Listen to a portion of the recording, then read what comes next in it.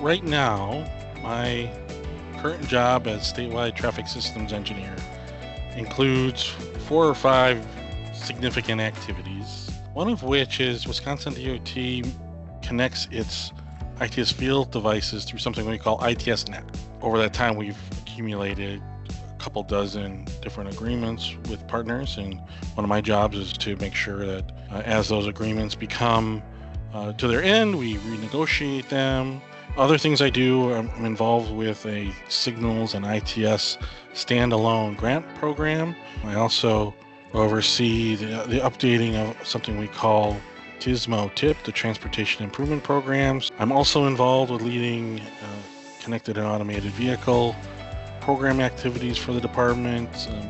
In Wisconsin DOT, some of those responsibilities are spread across divisions, and the last area that I'm really excited about to get involved with is we're starting to ramp up program planning for TSMO, to think about putting together a more formal TSMO plan somewhere sometime in the future.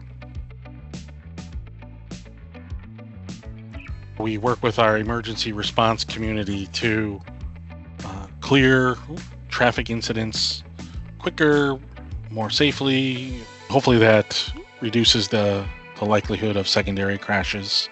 Things like hard shoulder running and variable speed limits and queue warnings all contribute to better mobility choices for motorists.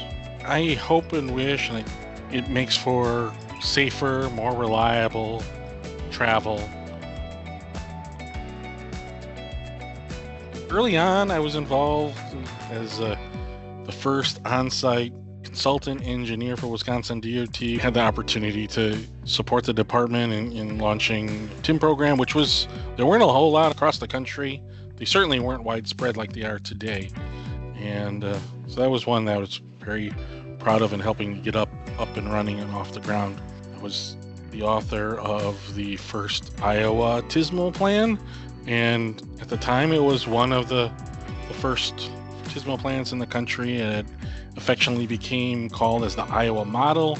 And the last one I'm proud of is one I worked very closely with NOCO on. It's the NCHRP TSMO Workforce Development Guidebook.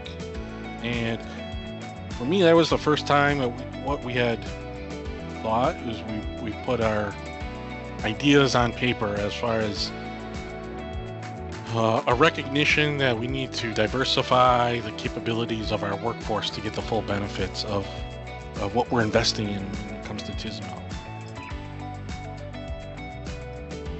Being able to zoom in on the minutia of an issue, but also step back and see the big picture, and being able to connect the dots. And that's really important in TSMO, because there's sometimes where you need to drill down into specific business processes an organization is working on, but then step back to see, okay, how does that cascade through the organization all the way up to long range, what the department, your agency does related to long range planning.